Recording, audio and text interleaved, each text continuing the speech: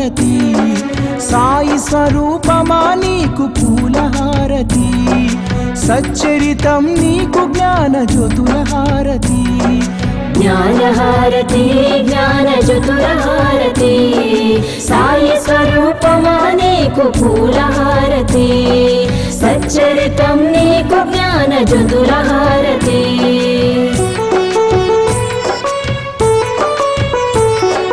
నిత్యం నీ లీలా పఠనంలో మేముంటాము నీ మధుర వచనాలతో మైమరచిపోతాము నీ తోడుగా భక్తి ప్రేమలను పెంచుకున్నాము పాలో వెలిగిన జ్ఞాన జ్యోతులతో హారతి జ్ఞానహారతి జ్ఞానజ్యోతులహారతి సాయి స్వరూపమా నీకు పూలహారతి సచ్చరితం నీకు జ్ఞానజ్యోతులహారతి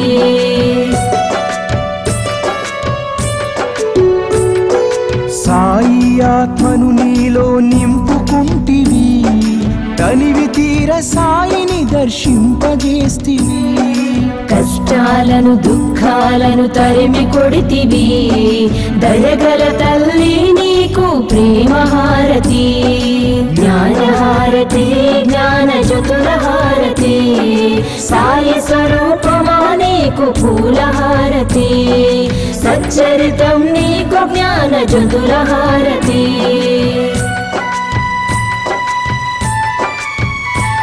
మా కర్మలన్నీ తొలగించి కరుణించినావమ్మ శాంతి సౌఖ్యాలను అందించినావమ్మ జీవన నావను దరి చేర్చిన నీకు కర్పూర హారతితో నీరాజనం జ్ఞానహారతి జ్ఞానజ్యోతులహారతి సాయి స్వరూపమా నీకు పూలహారతి సచ్చరితం నీకు జ్ఞానజ్యోతులహారతి జ్ఞానహారతి జ్ఞానజ్యోతులహారతి సాయి స్వరూపమా నీకు పూలహారతి సచ్చరితం నీకు జ్ఞానజ్యోతులహారతి సచ్చరితం నీకు జ్ఞానజ్యోతులహారతి సచ్చరితం నీకు జ్ఞానజ్యోతులహారతి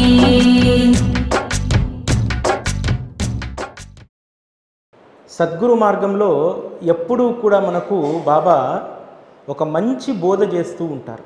ముఖ్యంగా బాబా దగ్గరికి వచ్చిన తర్వాత మన జీవితంలో డూస్ అండ్ డోంట్స్, వేటిని చేయాలి వేటిని చేయకూడదు అనేటువంటి అద్భుతమైనటువంటి బోధ సద్గురువు చేస్తారు. చాలామంది మనము మానవ జన్మ ఎత్తిన తర్వాత మన జన్మను వృధా చేసుకోవడానికి మూడు కారణాలు. ఒకటి రుణం, రెండవది హత్య, మూడవది శత్రుత్వం. ఈ మూడింటిలో గనక ఏ ఒక్క దానిని మనం చేసినా వచ్చే జన్మ అత్యంత నీచమైనటువంటి జన్మకు మనం వెళ్తాం.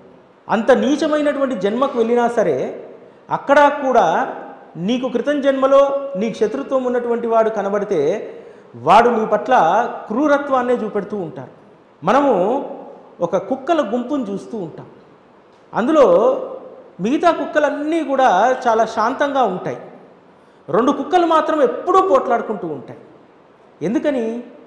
వాటికి క్రితం జన్మలో ఉన్నటువంటి శత్రుత్వం, క్రితం జన్మలో ఉన్నటువంటి రుణం, వీటి వల్ల మనం ఏ జన్మను ఎత్తినా సరే ఆ జన్మలో మన శత్రువు వెతుక్కుంటూ వస్తుంటుంటాడు మనల్ని. చాలామంది అనుకుంటూ ఉంటారు, అరే వీడు నా కడుపున పుట్టి చాలా పరమ దుర్మార్గంగా మారిపోతున్నాడే, వీడు నన్ను హింసిస్తున్నాడే అని చాలామంది అనుకుంటారు. అది కూడా శత్రుత్వమే. క్రితం జన్మలో ఉన్నటువంటి ఆ శత్రుత్వం అనేటువంటిది, ఆ రుణం అనేటువంటిది ప్రతి జన్మను కూడా వెంటాడుతూ ఉంటుంది. బాబా సచ్చరితలో ఒక అద్భుతమైనటువంటి సందర్భం కథ ఉంటుంది. శత్రుత్వానికి రుణానికి సంబంధించినటువంటిది ఎన్ని జన్మలు పోయినా సరే అది అలా కొనసాగుతూనే ఉంటుంది. మీరందరూ సచ్చరిత చదివితే వీరభద్రప్ప చెన్నభద్రప్ప కథ, పాము కప్ప కథ చాలామంది చదివి ఉంటారు కదా. దాని అర్థం ఏమిటి?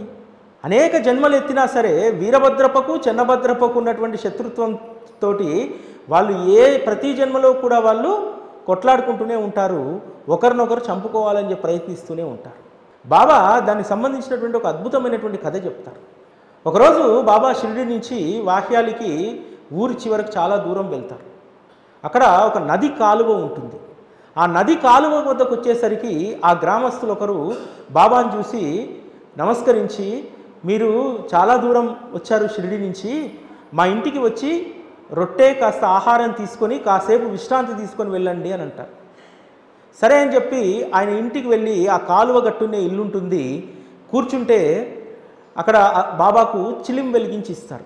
బాబా చిలిం పీలుస్తున్నటువంటి సందర్భంలో ఒక కప్ప ఆర్తనాదం చేస్తూ ఉంటుంది.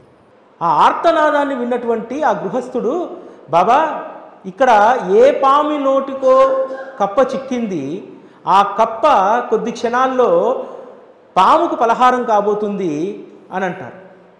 బాబా నవ్వి ఒక మాట అంటారు, దాని బాబును నేను ఇక్కడ ఉండగా అది ఎలా చేస్తుంది, నేను ఇక్కడ ఉన్నది ఎందుకు అని అంటారు. ఆ పెద్ద మనిషికి ఏం అర్థం కాలేదు. కప్ప యొక్క బాబా ఏంటి, నేను ఉండగా దానిని ఎలా చావనిస్తాను అనడం ఏంటి, ఏమీ అర్థం కాదు. ఆ గృహస్థుడు వెళ్ళి చూస్తాడు. చూసేసరికి పెద్ద పాము నోట్లో కప్ప ఉంటుంది. పైకి వచ్చి చెప్తాడు, బాబా మీరు చెప్పింది నిజమే, ఆ కప్ప ఇంకా ప్రాణ సంకటంలో ఉంది, దాన్ని పాము మింగేసే స్థితికి వచ్చేసింది అని అంటే, సరే వెళ్ళి చూద్దామని చెప్పి బాబా నది కాలువ గట్టుకు కిందికి దిగుతారు.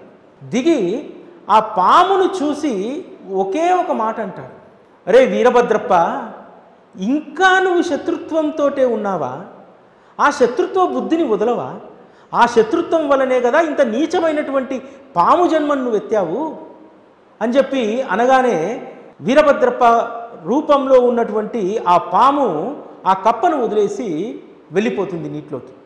మళ్ళీ పైకి వచ్చిన తర్వాత గృహస్థుడు అడుగుతాడు, బాబా ఈ వీరభద్రప్ప ఎవరు, చెన్నభద్రప్ప ఎవరు? బాబా 2 విషయాలకు సంబంధించినటువంటి కథ చెప్తాడు. వాళ్ళ 2 జన్మల్లో జరిగినటువంటి సంఘటనలు అవి. మొదటి జన్మలో ఈ వీరభద్రప్ప అనేటువంటి వాడు ఒక ఊరికి పెద్ద ఆసామి. ఆ ఆసామికి దగ్గరికి ఆ గ్రామ ప్రజలు ఒకరోజు వచ్చి ఆ గ్రామంలో శిథిలమైనటువంటి శివాలయాన్ని పునరుద్ధరించేటువంటి పనుల కోసం కొంత డబ్బు వసూలు చేశారు. వీడు ఊర్లో కాస్త సేటు పలుకుబడి ఉన్నటువంటి వాడు కాబట్టి అతని వద్ద డబ్బు పెడితే కొంత డబ్బు వేసి ఇంకా కొంతమంది దగ్గర డబ్బు వసూలు చేసి ఆ శివాలయం యొక్క పునరుద్ధరణ చేస్తాడని చెప్పి డబ్బు అతని దగ్గర పెడతాడు. పెట్టిన వద్ద నుంచి ఒక్కరోజు కూడా పని ముందుకు సాగదు.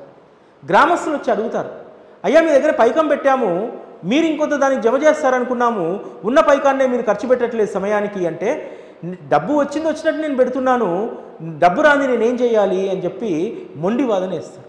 ఆ గ్రామస్తులకు అర్థమవుతుంది, వీడు మొండివాడు, అనవసరంగా వీడికి పెద్దరికం అప్పచెప్పామని చెప్పి. ఆ తర్వాత భార్యకు ఒకరోజు ఈశ్వరుడు స్వప్న దర్శనం ఇస్తాడు. అమ్మా నువ్వు ఎలాగైనా సరే గుడిని పునరుద్ధరించడానికి నీ ప్రయత్నం నువ్వు చెయ్యి అని చెప్పి చెప్తాడు. వెళ్ళి భర్తకు చెప్తుంది, మనము భగవంతుని రుణాన్ని ఉంచుకోకూడదు, అది కూడా మనము గ్రామంలో అందరూ వసూలు చేసిన డబ్బును కూడా నువ్వు సరిగ్గా ఖర్చు పెట్టట్లేదు, నువ్వు గుడికి కావలసినటువంటి ధనాన్ని ఏర్పాటు చెయ్యి, ఈశ్వరుడు సాక్షాత్తు నాకు స్వప్న దర్శనం ఇచ్చి చెప్పారు అనగానే వీడు లోబి కదా, లేదు ఈశ్వరుడు అటువంటి మాట చెప్పడు, ఈశ్వరుడికి తెలియదా ఎన్ని డబ్బులు మన వద్ద ఉన్నాయో, ఎన్ని డబ్బులు వసూలు అయ్యాయో, ఎంత ఖర్చు పెట్టామో, అటువంటప్పుడు ధనం కావాల్సి వచ్చుంటే మరి ఈశ్వరుడే సమకూర్చాలి కదా అనేటువంటి ఒక మొండి వాదన భార్యతో చేస్తాడు. అతని బుద్ధి ఎంతకు మారదు. ఒకరోజు ఈశ్వరుడు మళ్ళీ స్వప్న దర్శనం ఇచ్చి, అమ్మా డబ్బు ఖర్చు పెట్టివంటి విషయంలో నీ భర్తను బలవంత పెట్టకు, నీ సొంత డబ్బుతో గోపురాన్ని ముందు నిర్మిస్తే గుడి దానంతట అదే పూర్తవుతుంది అని అంటాడు. ఈ విషయం పైన భర్తతో వాదులాడడానికి తనకు కూడా మనసు రాదు.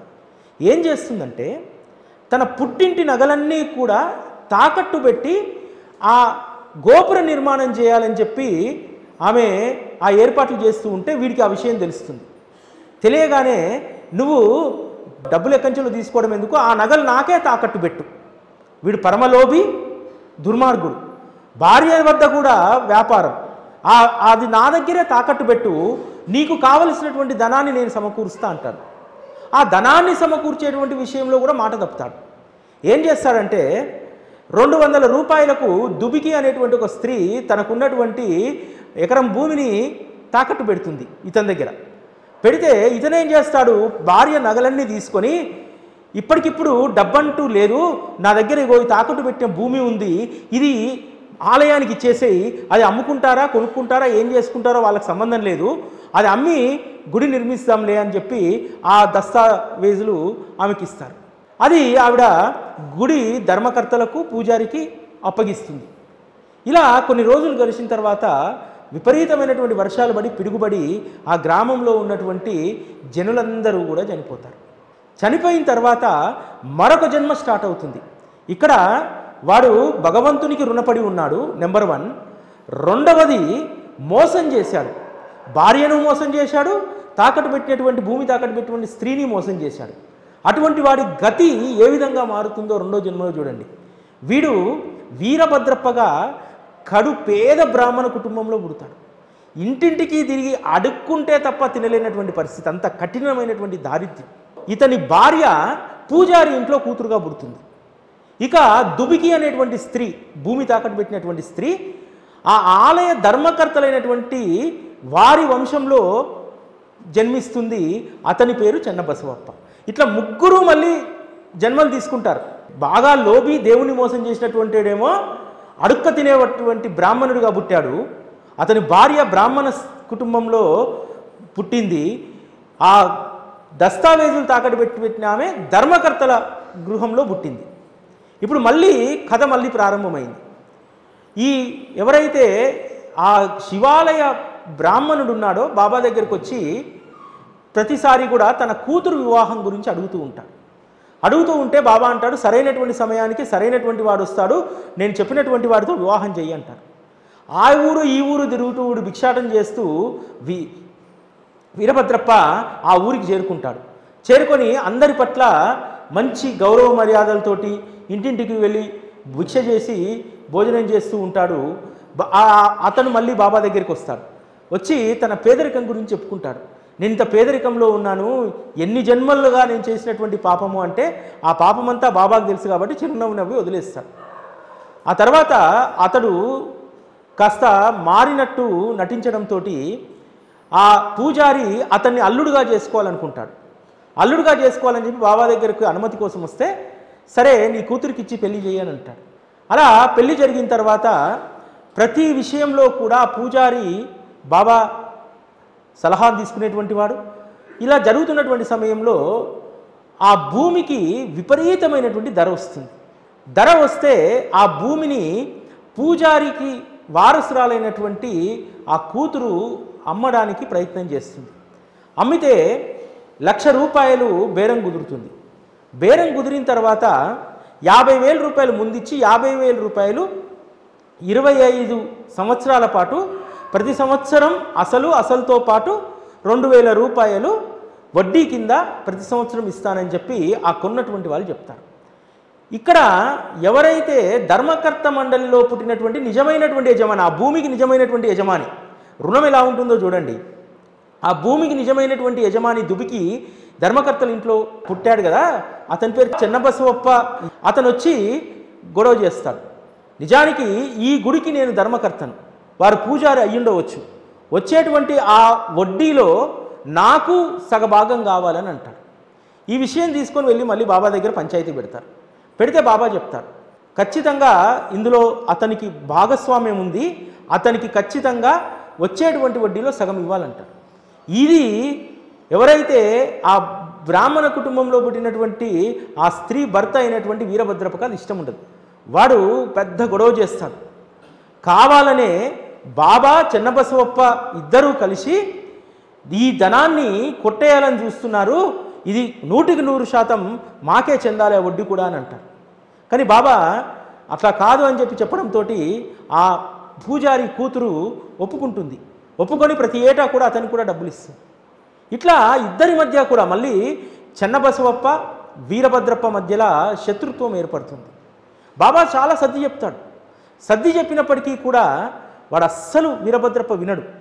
ఎందుకంటే పూర్వజన్మ సంస్కారం కదా, పూర్వజన్మలో భగవంతుని యొక్క సొమ్మును కాజేసి భార్య నగలను కాజేసి ఆ తాకట్టు పెట్టినటువంటి ఆ భూమిని కాజేసి దానిని ఎందుకు పనికిరానటువంటి భూమిని దేవాలయానికి ఇచ్చాడు. ఇన్ని రకాలైనటువంటి చేశాడు. శత్రుత్వాన్ని కలిగి ఉన్నాడు, అదేవిధంగా రుణాన్ని కలిగి ఉన్నాడు. ఈ రెండూ ఉండడం వల్ల అనేక జన్మలుగా దాన్ని అనుభవిస్తూ ఉంటారు. తర్వాత ఒకరోజు వీరభద్రప్ప చెన్నభద్రప్పను తరుముకుంటూ బాబా దగ్గరికి వస్తాడు. వచ్చినప్పుడు చెన్నబసవప్ప బాబాను శరణు వేడతాడు. బాబా, మీరే నన్ను కాపాడాల్సినటువంటిది, వీడు మూర్ఖుడు నన్ను చంపేలాగున్నాడంటే నేను ఉండగా వీరభద్రప్ప అనేవాడు నిన్ను ఏ జన్మలో కూడా చంపడు అని అంటారు. ఆ హామీ ఇస్తాడు. కానీ ఆ జన్మ అయిపోయిన తర్వాత అనేక జన్మలు తీసుకుంటారు. అనేక జన్మల్లో కూడా శత్రుత్వం కలిగి ఉంటారు. మన బాబా వీరి యొక్క వృత్తాంతం చెప్పకముందు ఏం చెప్తాడు? వాడి బాబును నేను ఇక్కడ ఉండగా వాడిని ఎలా నేను చావనిస్తాను, నేను ఇక్కడ ఉన్నది ఎందుకు అంటే ఎన్నో జన్మల క్రితం ఇచ్చినటువంటి మాట చెన్నబసవప్పకు. ఆ మాట ప్రకారం వీరభద్రప్ప పాము జన్మ ఎత్తి ఇతను కప్ప జన్మ ఎత్తినా సరే పాము ఆ కప్పను తినబోతుంటే బాబా ఎన్నో జన్మల క్రితం ఇచ్చినటువంటి మాట ఇక్కడ నిలబెట్టుకుంటారు. అంటే శత్రుత్వం అనేటువంటిది జన్మ జన్మలుగా అది కంటిన్యూ అవుతూనే ఉంటుంది. మనం చాలామంది మానవ జీవితంలో చేసేటువంటి పొరపాటు ఏమిటంటే రుణపడి ఉండడం, రెండవది శత్రువుని తెచ్చుకోవడం. పెద్దలు చెప్తూ ఉంటారు, నువ్వు చనిపోయేటప్పుడు నీ ద్వారా జరిగినటువంటి రూపాయి రుణాన్నైనా నువ్వు చెల్లించుకోవాలి, లేకపోతే ఆ రుణం అనేక జన్మలుగా వెంటాడుతూ ఉంటుంది. శత్రుత్వం, ఆ శత్రుత్వం కూడా అనేక జన్మలుగా వెంటాడుతూ ఉంటుంది. మళ్ళీ జన్మలో ఆ శత్రువు మళ్ళీ నీతో పాటు పుడతాడు, మళ్ళీ అదే శత్రుత్వ అనుబంధాన్ని కొనసాగిస్తాడు. ఎవరైతే ఒక ఉత్తమమైనటువంటి మానవ జన్మ తీసుకున్న తర్వాత మన జన్మ ముగిసేలోపు ఈ రెండూ లేకుండా చూసుకోవాలి, శత్రువులు లేకుండా చూసుకోవాలి, అదేవిధంగా రుణం లేకుండా చూసుకోవాలి. ఈ రెండూ లేకుండా చూసుకుంటేనే నువ్వు వచ్చేటువంటి జన్మలో ప్రశాంతమైనటువంటి జీవనానికి కొనసాగిస్తావు. లేకపోతే మళ్ళీ ఆ జీవితంలో మనకు శత్రువులు, కొంతమంది అసలు మనం ఏమీ అనకపోయినా మన పట్ల ఒక శత్రుత్వ భావాన్ని కలిగి ఉంటారు. చాలా సందర్భాల్లో అది మనకు అర్థం కాదు, కానీ అది ఇప్పుడు వచ్చినటువంటి శత్రుత్వ బుద్ధి కాదు. ఎన్నో జన్మల క్రితం మనకి ఎప్పుడో వాడు శత్రుత్వాన్ని కలిగి ఉంటాడు. వాడు మనం ఎవరికో ఒకరికి డబ్బులు ఇస్తాము, వాడు తిరిగి ఇవ్వడు. దాని అర్థం ఏమిటంటే వాడికి ఎప్పుడో ఏ జన్మలోనూ రుణపడి ఉన్నాము, అందుకే వాడు మళ్ళీ తిరిగి ఇవ్వట్లేదు. ఇవన్నీ కూడా రుణానుబంధం చేత ఇవన్నీ కొనసాగుతూ ఉంటూ ఉంటాయి. అందుకనే బాబా తనను ఆశ్రయించినటువంటి భక్తుడి యొక్క జీవితము చాలా క్లియర్గా ఉండాలనేటువంటిది, ఏ రుణము లేకుండా తన భక్తుడు జీవించాలి, శత్రుత్వం అనేటువంటిది ఉండదు. బాబా మార్గంలోకి వచ్చిన తర్వాత ఫస్ట్ మనకు బోధపడేటువంటిది ఒకే ఒక అంశం. ఆ అంశం ఏమిటంటే అనవసరమైనటువంటి శత్రుత్వాలకు మనం పోకూడదు. చాలా తొందరగా బాగా స్నేహం కలిగినటువంటి వాళ్ళు కూడా తొందరగా శత్రువులుగా మారిపోతుంటారు. ఇదేంటంటే ఒక మాయ, నీకు తెలియకుండానే ఒక శత్రుత్వం అనేటువంటి బంధాన్ని నీకు ఏర్పరచిపోతూ ఉంటుంది. కలియుగంలో మాయ చేసేటువంటి మనకు చేసేటువంటి పెద్ద హాని ఏంటంటే ఇదే, రుణాన్ని ఏర్పరుస్తుంది, శత్రుత్వాన్ని ఏర్పరుస్తుంది. తద్వారా నువ్వు వచ్చే జన్మలో దాన్ని మళ్ళీ తిరిగి అనుభవిస్తూ ఉండాలి. అందుకనే బాబా వారి జీవన ప్రస్థానంలో ఎవరినీ శత్రువులుగా చూడలేదు, ఎవరినీ అత్యంత మిత్రులుగా చూడలేదు. వచ్చినటువంటి వారందరినీ కూడా రుణానుబంధం చేత వారు అందరినీ ఒకే విధంగా చూశారు.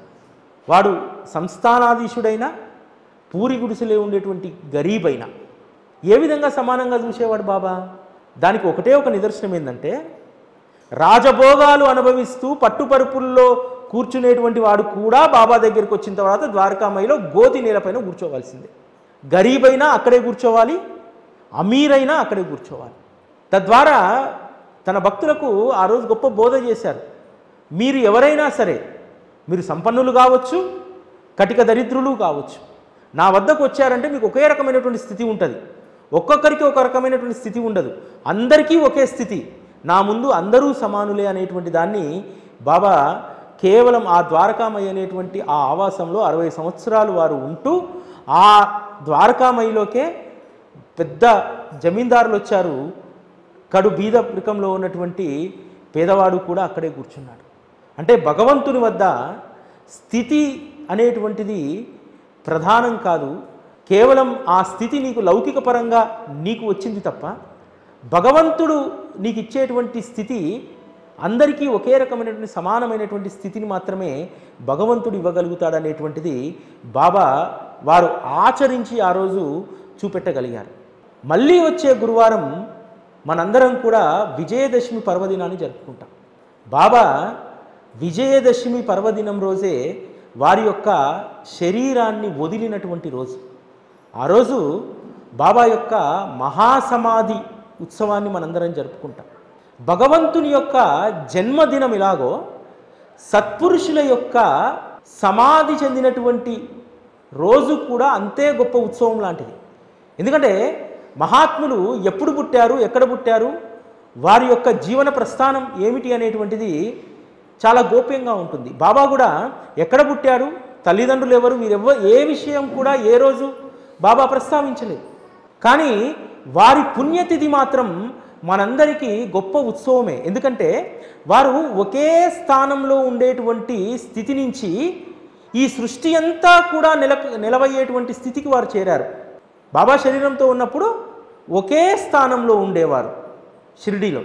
కానీ వారు సమాధి చెందిన తర్వాత వారి సర్వవ్యాపకత్వం మనందరం కూడా ఈరోజు ఎక్కడైనా సరే బాబా యొక్క ఉనికిని, బాబా యొక్క రూపాన్ని ఈరోజు మనం చూడగలుగుతున్నామంటే బాబా శరీరాన్ని వదిలారు. వదిలిన తర్వాతనే వారి యొక్క మహత్తు ఇంత గొప్పగా ఈరోజు వ్యాప్తించింది.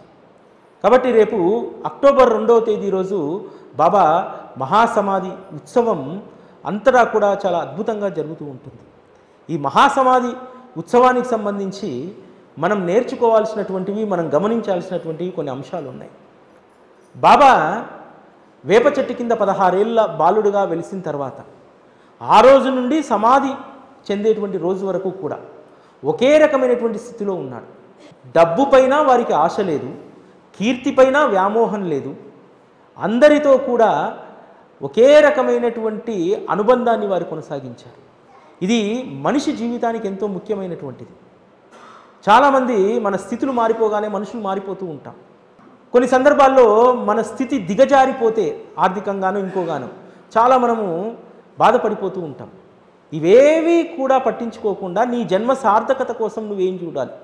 బాబా ఆ రోజు ఒక చిరిగిపోయినటువంటి కఫ్ని, ఒక సాధారణమైనటువంటి ఆవాసం ద్వారకామయ్య అనేటువంటిది వారు నామకరణం చేసింది మామూలు పేరు కాదది.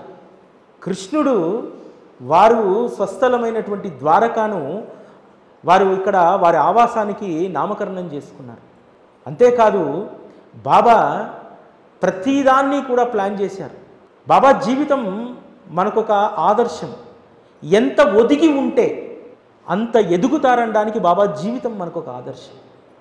ఆ రోజు బాబా సాధారణమైనటువంటి ఒక ఫకీర్గా, మాసిపోయినటువంటి గడ్డం, చిరిగిపోయిన కఫ్ని, గుంతలుగా ఉన్నటువంటి ఆవాసం, అటువంటి దాంట్లో వారి అవతార ప్రస్థానాన్ని, అంత కఠినమైనటువంటి ప్రస్థానాన్ని కొనసాగించారు. కాబట్టి ఈరోజు బాబా వైభవం ఏమిటి? మహారాజు వైభవం కదా. ఒక మహారాజు స్థితిలో ఈరోజు బాబాను చూస్తున్నాం కదా.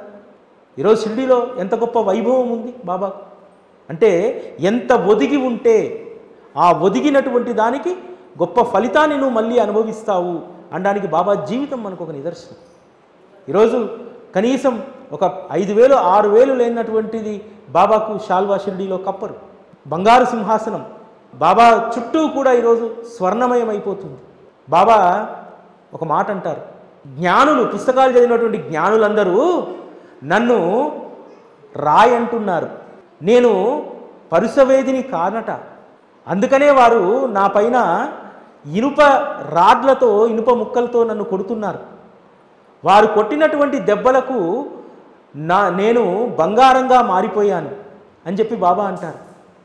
అంటే బాబా రాయి అన్నటువంటి వాళ్ళే ఈరోజు బాబాను ఒక స్వర్ణయోగిగా ఈరోజు బాబాను ఆరాధిస్తూ ఉన్నారు. ఆ విధంగా బాబా యొక్క ఖ్యాతి ఈరోజు పెరిగింది. బాబా నుంచి మనం ఏమి నేర్చుకోవాలి?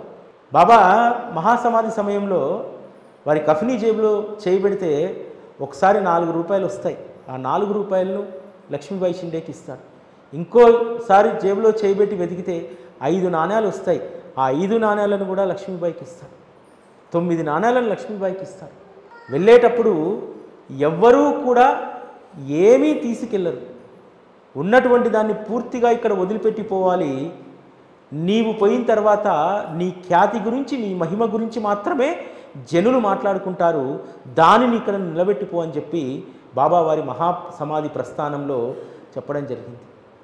బాబా దేన్నైనా చాలా బలమైనటువంటి పునాది వేస్తారు. బాబా మహాసమాధి కంటే ముందే బాబా షిరిడీకి వచ్చినటువంటి తొలినాళ్ళలోనే ముఖ్యంగా చెప్పాలంటే వారు ఊర్లో ఉన్నటువంటి ఒక పెంట కుప్ప ఉండేది. ఆ పెంట కుప్ప పైన పడుకునేటువంటి వారు. జనులకు అర్థం కాకపోయేది, ఎందుకు బాబా పెంట కుప్ప పైన పడుకుంటున్నారు. సరే బాబా పడుకుంటున్నారు కాబట్టి అక్కడ చెత్త వేయడం మానేస్తారు.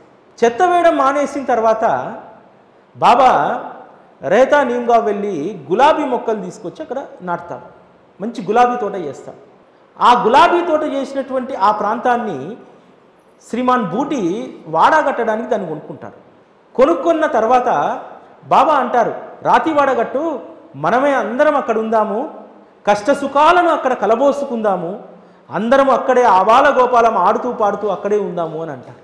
కట్ చేస్తే ఈరోజు బాబా సమాధిని ఏర్పాటు చేసినటువంటి ఆ స్థలం ఒకనాటి పెంట కుప్ప.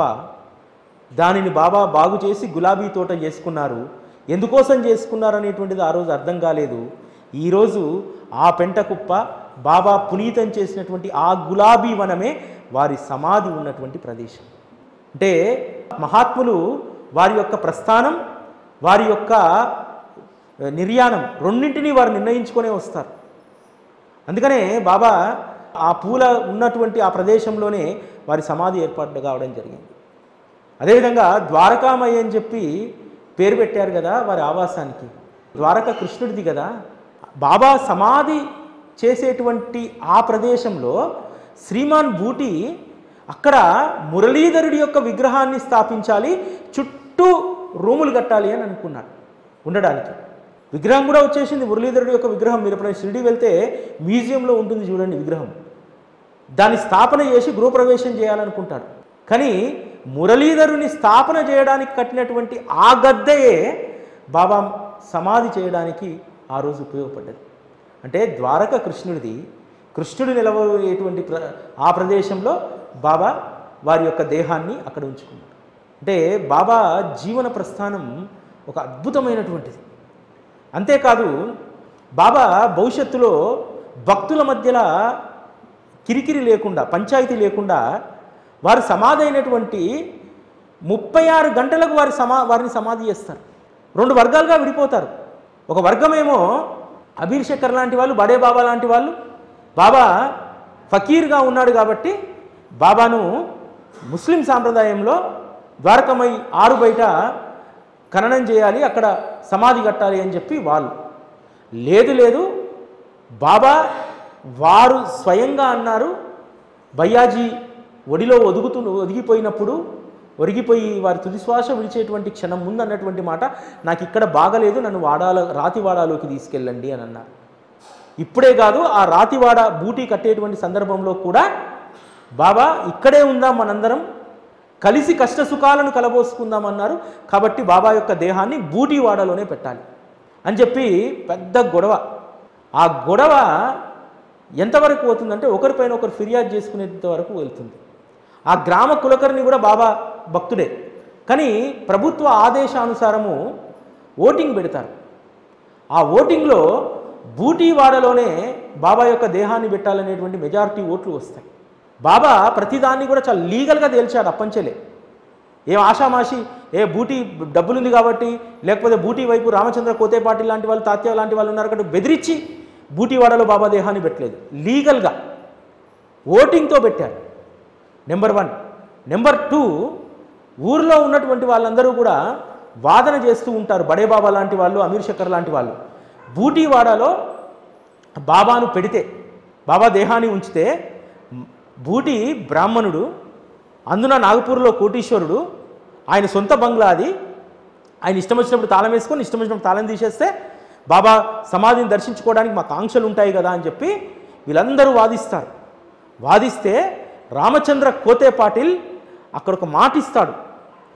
ఆ భవనాన్ని శ్రీమాన్ బూటీ బాబా సంస్థానానికి దారాదత్తం చేస్తాడు అని చెప్పి బూటీతో సంప్రదించకుండానే మాటిచ్చేస్తాడు.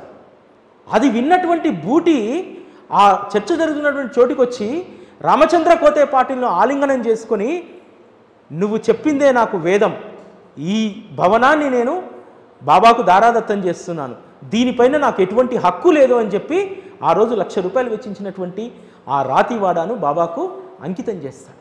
ఇదంతా కూడా బాబా ఒక ప్రణాళిక ప్రకారం. బాబా మహాసమాధికి 2-3 సంవత్సరాల ముందే బాబా స్వప్న దర్శనం ఇచ్చి చెప్తాడు బూటీకి, ఇక్కడ నువ్వు ఒక రాతివాడ కట్టు, రాతివాడ కడితే అక్కడ అందరం మనం కలిసి అక్కడ మనం ఉందాము అని చెప్పి చెప్తాడు. అన్నీ కూడా ముందుగానే ఒక ప్రణాళిక ప్రకారమే బాబా మహాసమాధి ప్రస్థానం కొనసాగింది.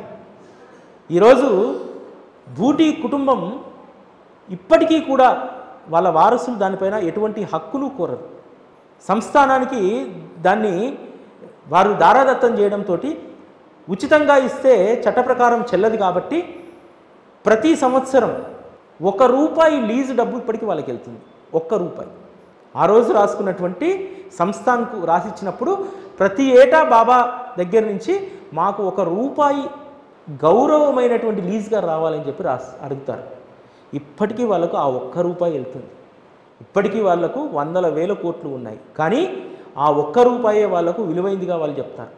ఈ విధంగా బాబా వారి సమాధి ప్రస్థానంలో కూడా ఎంతోమందిని ఆనందపరిచారు. ముఖ్యంగా బూటీ లాంటి వాడు అక్కడ ఉందామని చెప్పి వాడ కట్టుకుంటే, తను ఉందామనుకుంటే సాక్షాత్తు పరమాత్మయ్య అక్కడ వారి దేహాన్ని ఉంచుకున్నారు. ఈరోజు అది ఎంత గొప్ప క్షేత్రంగా మారింది. ఈరోజు భారతదేశంలో షిరిడి నేలను తాకనటువంటి పాదం ఉండదు.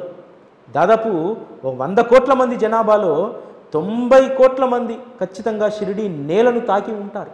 అంతేకాదు బాబా స్మరణ చేయనటువంటి కంఠం అసలు ఈరోజు ఒక్క భారతదేశంలోనే కాదు, దేశ విదేశాల్లో కొన్ని 100 కోట్ల కంఠాలు, కొన్ని 100 కోట్ల ఆత్మలు ఆయన కోసం తల్లడిల్లుతున్నాయి.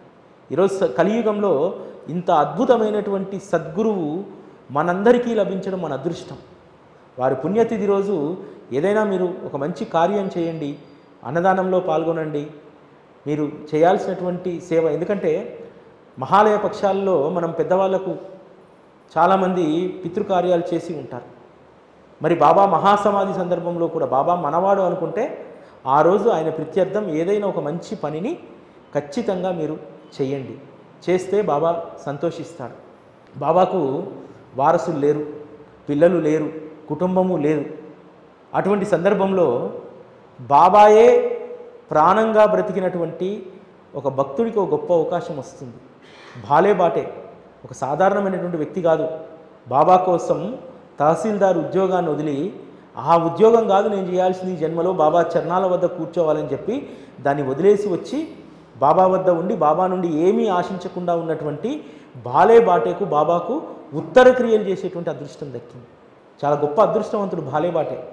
తండ్రికి కొడుకు చేస్తాడు అంటే ఆ పరమాత్మకే కొడుకుగా ఉత్తర క్రియలు నిర్వహించాడంటే అతని జన్మ ధన్యం.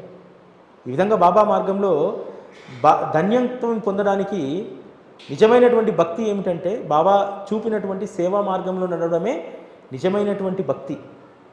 నిజమైనటువంటి ఆరాధన ఏమిటంటే బాబాకు సంబంధించినటువంటి చరిత్రను, సత్సంగాన్ని శ్రవణం చేయడం. ఇదే అసలైనటువంటి ఆరాధన. దీనికి మించినటువంటి ఆరాధన ఇంకొకటి లేదు. కాబట్టి మనందరం కూడా బాబాగారి సమాధి ఉత్సవాన్ని వచ్చే గురువారం 2వ తారీఖు రోజు ఘనంగా మనం జరుపుకుందాం. శ్రీ సచ్చిదానంద సద్గురు సాయినాథ్ మహారాజ్ కీ జై.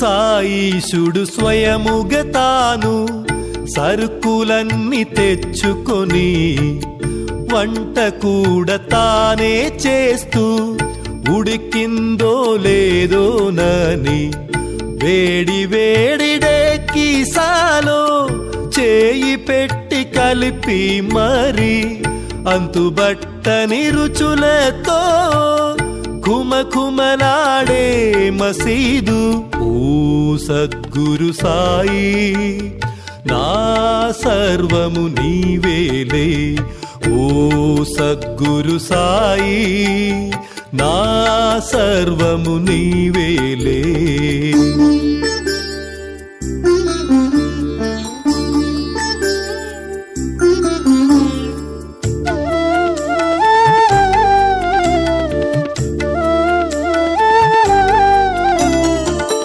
మహల్సాకు తాత్యాకు ముందుగా ప్రసాదమిచ్చి అందరికీ తానే అవుతూ వడ్డించేవారు సాయి అప్పుడు తిన్న భక్తులది ఎంత పుణ్య ఫలమో ఇప్పుడు విన్న మన జన్మ మరి మరి ధన్యమాయే ఓ సద్గురు సాయి నా సర్వము నీవేలే ఓ సద్గురు సాయి నా సర్వము నీవేలే